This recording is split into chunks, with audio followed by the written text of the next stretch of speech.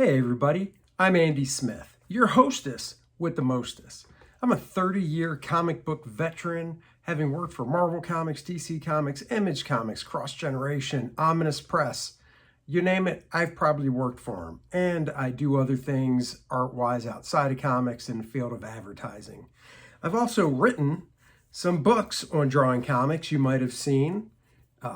Drawing American manga superheroes, Drawing Dynamic Comics was my first book. And I also did the handy little How to Draw Superhero sketchbook where all you need is a pencil because you do all the work right inside the book.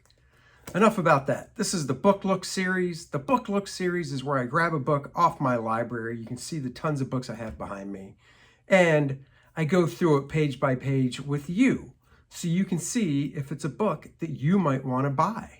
I like to know what I want to buy before I buy it, and I feel this is a way to give you some insight into these books. So join me for today's book look. Thanks. Well, hello everybody. This is Andy Smith, your 31-year veteran of the comic book industry. If you don't know by now, I've worked for almost every company. Check out my website, andysmithart.com, and you can see all the places I've worked for and buy some original art, sketches, stuff like that. Fun stuff. Also, please remember, in demand right now, my funny books. First Man, my hero I created. You recognize him from Drawing Dynamic Comics. You can get these 64-page graphic novels now. Link in the description below. Also, a link in the description below for my next project, Kor-Drath. The Reckoning. Oh, his village was wiped out when the Necronite and Lilith unleashed a horde of the undead, and now Kor-Drath is looking for revenge. Find out why. Sign up for this new campaign. Link in the description below. Everyone that signs up and backs the campaigns gets an exclusive trading card. Let's move on to the book look today. 3 books in one book look. That's right. We're looking at these books. These I discovered on eBay. Comic Book Creators. It's a series of books. I got these for about $4.50 a piece from different sellers on eBay. There's actually a series, and you can see books in the series are John Buscema, which I have, Jack Kirby, still need, Stan Lee, John Romita Sr. I have, Joe Simon, Joe Sinnott, which I also have. These are 32-page books, hardcovers. They're basically easy reader children's books, giving you a great synopsis about each of these creators.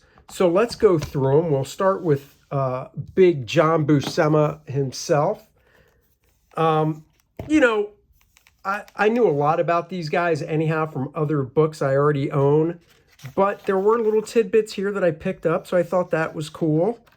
Some photographs. You can see it has 1, 2, 3, 4, 5, 6, 7, 8, 9, 10, 11, 12, 13 chapters in a 32-page book. That's because each chapter pretty much just covers a spread like this. So it introduces Big John, obviously one of his beautiful Conan covers. Conan was a character that was near and dear to his heart, more than superheroes were.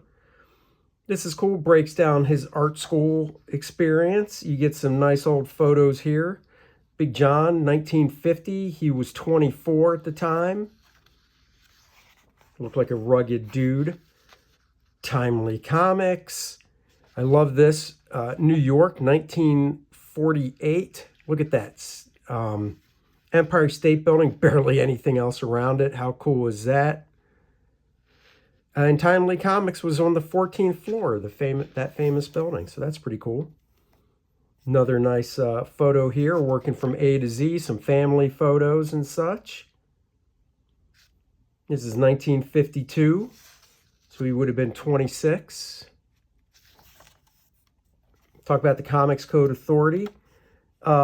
The Count of Monte Cristo, drawn by John Buscema. I don't have that one, but I do have his Hercules, his Helen of Troy, his Spartan, or not Spartan, Spartacus, I'm sorry. He also did some Westerns, which I'm still trying to track down as well.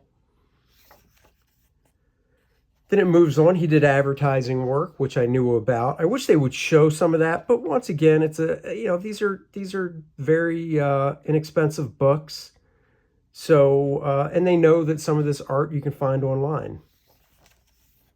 Success in the 60s, beautiful covers by Big John. I love this. I really wish John did covers for the X-Men here. I really wish John had a run on the X-Men. That just would have been phenomenal when you see what his characters look like. Back to Marvel. I don't think this is from 1966 because he looks older there. Because in 66 he would have been 40, so that he looks a little older. Picture Jack the King Kirby, who influenced everybody at Marvel. Here we go, John Buscema at work in his studio. That is the type of drafting table I have. That's a huge light box. I mean, look at that light box. Light boxes now are like this thick. I mean, they're really thin. Look at that big beast of a light box. Like I said, I have a wood drafting table like that. I'm looking at it now. It's huge. It takes up a lot of space. A part of me wants to downsize to another smaller drafting table to save space, but I just would hate to get rid of that one, but I wouldn't have room for it if I downsized. Anyhow, love this cover, classic Buscema cover. The Red Guardian, I have this issue. I just love that. The Avengers 302, this April 89 cover was also drawn by John. And you can tell he didn't draw the insides to this book. I don't know if he drew that cover, to be honest. It says right there. I'd have to look it up. Yeah, the faces, these faces are definitely John. These poses are. So yeah, he drew it, but he didn't draw the inside. I think his last issue of the Avengers was 300. This Silver Surfer book, just to let you guys know, was very controversial at the time because Stan Lee, of course, plotted it. John took it. He loves Thor, and he just ran with it, doing different type of page layouts and stuff. And from what I hear, when Stan saw it, he was not happy with it at all, because it was so far off from the first 3 issues of Surfer that John did. But then as the years went on, this book really rose in popularity. Everybody loved it, and I guess Stan softened it towards it a little bit. See, right here.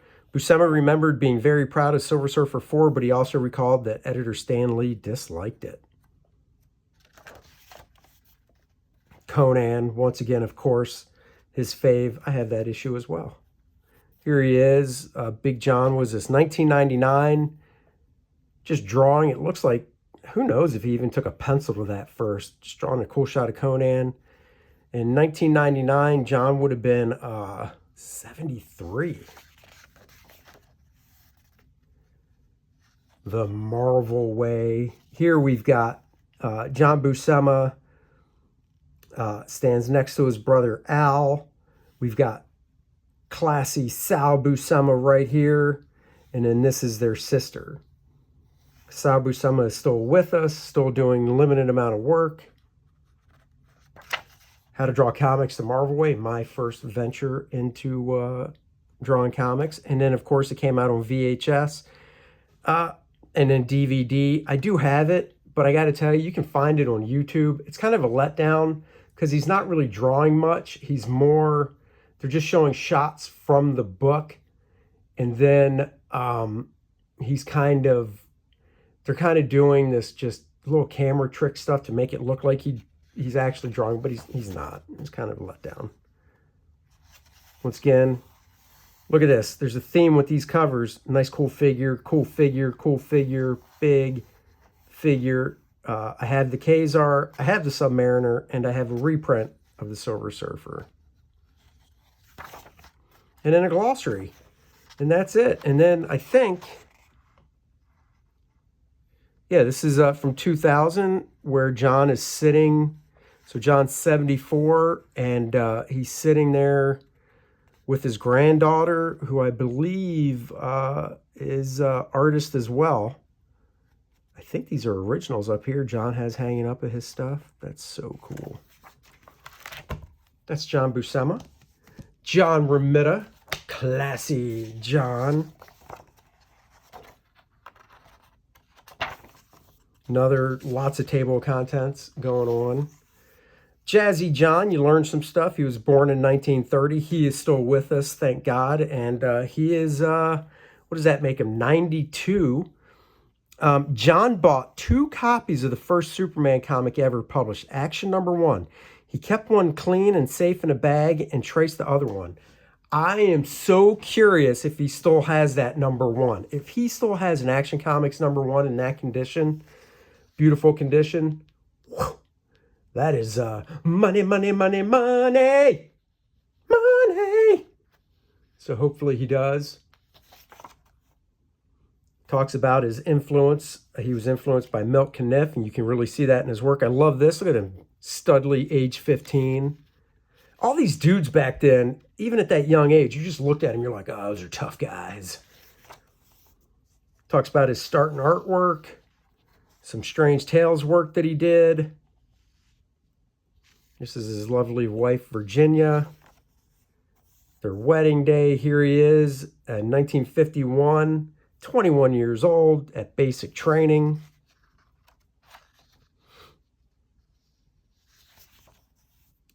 Bad times for comics. He actually had to go back and he did some stuff for early Marvel. So he actually drew some Captain Americas back in the golden age of Captain America. There's one that has a great cover of Captain America leaping. It ain't cheap, but I'd love to own it. And it's got his signature, Romita, on it. But the comic book industry continued to have difficulties. In 1958, Marvel Comics hit bottom. John earned $44 a page. Sounds cheap, but in 1958, if you 44 a page, you times that by 5, you're looking at what, $220 a week? $220 a week in 1958 wasn't really bad, especially if he was doing more than 1 page a day. But his payment rates from Marvel started dropping till he was down to almost half what he was making. It's almost like Marvel today cutting people's rates. Stan Lee was ordered by Martin Goodman, the owner of the company, to let a number of artists go, and unfortunately John was one. He went to DC, where he did romance comics for 8 years. Let me tell you something. Get the Showcase, DC Comics Showcase Romance, whatever the title is, I have it. Most of the art is John Romita, and it is just a master class in storytelling. All the men are really handsome. All the women are gorgeous. I actually have this issue right here in beat up condition. You got Girls Love, classic John Romita stuff here. Great postures, just the way he does wrinkles in clothing. Get that stuff. Comes back to Marvel, works on Daredevil. His Daredevil stuff is just phenomenal. I wish you got to draw Daredevil in a yellow costume. Then, of course, what I believe John is known for, the Amazing Spider-Man. You've got 2 camps. You've got the Steve Ditko camp, and you've got the John Romita camp. This is going to piss people off, but I'm sorry. I am the John Romita camp. I love John Romita's Spider-Man.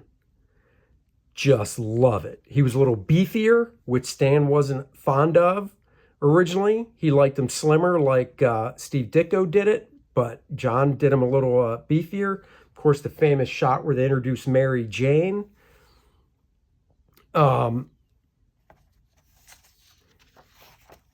Then he had a slight run on the Fantastic Four after Kirby left. Once again, get these few issues. Seeing John Romita draw the Fantastic Four is just a thrill. And I believe it was inked by Joe Sinnott to keep kind of a continuity and look. Got to draw the Submariner. It's gorgeous stuff. Special projects. I don't think he drew many of these Spidey Super Stories, but he kind of helmed them. It was through the electric company. It was for children to talk about, learning and stuff like that. He started up Romita's Raiders. Romita's Raiders was a thing. I remember going up to Marvel in the early 90s and going up to Marvel in the early 90s and they had a bullpen. So picture this square, right? And along the outer perimeter were offices of editors, but in the middle was a bullpen of like 8 desks or so.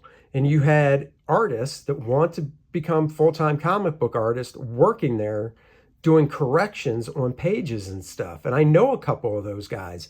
Sergio Cariello was a Romita Raider. Brad Vencato was a Romita Raider. Buddy I went to the Kubert School, John Babcock, was a Romita Raider. I believe Scott Koblish was. Might be wrong on that, but I think he was. So many people were Romita Raiders and worked their way up to getting work. Then he talks about the family. There, of course, is his famous son, John Romita Jr. John, of course, has a great career in comics. Started in the 70s, going on almost 50 years in comics. Of course, he's another Spider-Man guy I think of. You can see the figure construction that his dad taught him, and then how John Romita Jr. took it to like another level. And still helping people. When did this book come out? Let me see here. Because you see stuff like that and you think, well, how old is this book? Let's see. This book came out in 2007. So I believe he's fully retired now. So back then he was still helping, but now he's fully retired. Of course, Stan Lee, Joe Sinnott, and John right there. Love that Captain America pose by John. John also drew a few issues of Captain America when he came back to Marvel, and they are fantastic. Hunt them down, get them, you will not be disappointed. And last but not least, I think this is just such a testament to how great Joe Sinnott is, that in this series, you've got John Buscema, known as a penciler, Jack Kirby, King of Comics, Stan Lee, of course, an indelible mark on comics, John Romita Sr., penciler, Joe Simon, great artist in comics as well, and Joe Sinnott. Out of all these people, Joe is mostly known as an inker, but he's a fantastic artist as well. He originally got into comics to be a penciler or to do his own work. Look at cute little Joe at age 5. Here's some artwork he did in 1942. So he was 16 when he did that stuff. He was born in 1926. Joe, football player, old Leatherhead. Just, man. He was a CB in the Navy. Those guys did the construction and stuff. My brother-in-law he's retired, but he was a CB in the Navy. He did some cartooning when he was there. This breaks down where he went to school. He's from Saugerties, New York, who other friends I know are there. Here we've got Joe right here. This is from 1949, so he was a strapping 23-year-old. I just don't think I looked that mature when I was 23. I mean, this photo of him, you're like, man, that dude looks like he's lived a life. I was not that mature looking at 23. And then a comic book career. So this is stuff he did pencils and inks on. He drew. He wanted to be a penciler. And he has the chops for it. But he hooks up over at Marvel with Stan. And Stan was like, I kind of need somebody to do some inking. Would you do it? And Joe was like, I never really thought about it, but all right, I'll give it a shot. So he started inking other artists, and it just took off. His sweet brush line, his command of the tools. Here's a nice family photo of Joe from 1968. Here are some romance books that Joe did pencils and inks on. More cartooning, because he did advertising type of stuff. Look at this. Very, very career. Look at this beautiful drawing of Bing Crosby right here. Oops. That is just gorgeous. And the stylization in these game books, crossword puzzles. Joe Sinnott drew the illustration of General MacArthur for Treasure Chest. I mean, once again, just look at that gorgeous art. Look at that. Take it in. Here's one critique I have with these books. Not all the little spot art they pull was done by the artist they're talking about. I really wish somebody in the design department would have taken a little more time. All the artwork that these guys have done, they could have easily found artwork for everybody to put there. Another great illustration he's holding that he still owned. Joe, unfortunately, is not with us anymore. There he is, Jack and Joe in 1972. This is the first time I believe they met after working on Fantastic Four for over a decade together.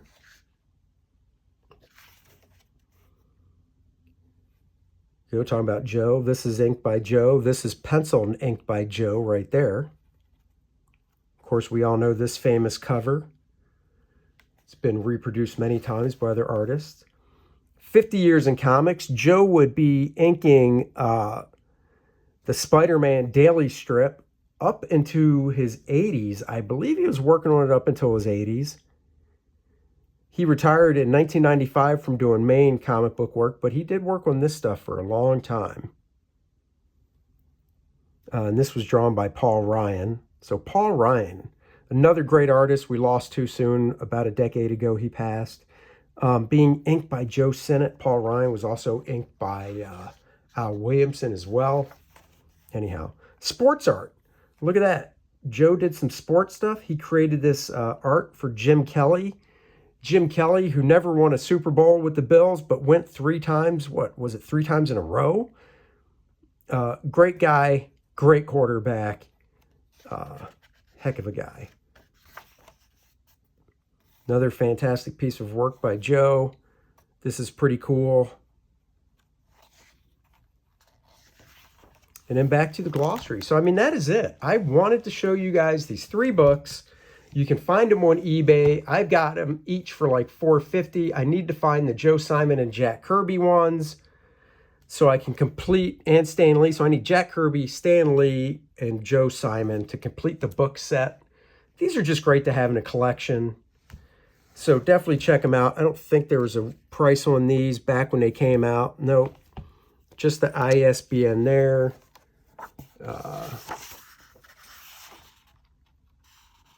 Yeah, I mean, this, you know, it'd be nice because you would just scan the barcode and the price would come up, but it would have been nice if they put the price somewhere there. So those are cool. To end with, First Man, you want some classic superhero stuff like what Joe and John and all those guys worked on?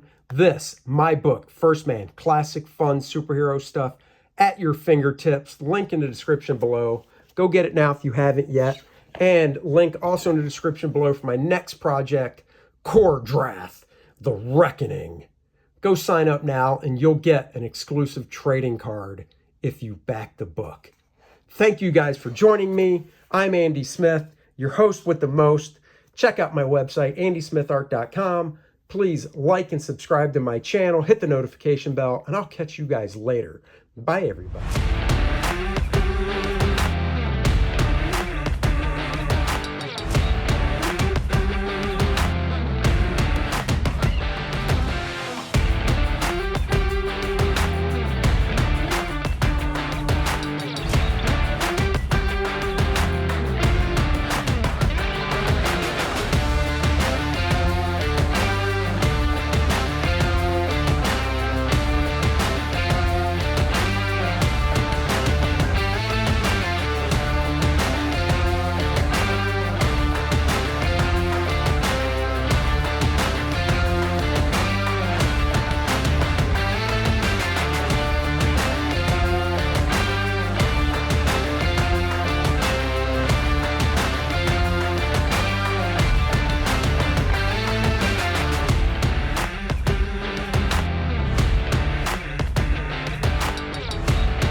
Bet First Man 2 now, live on Indiegogo.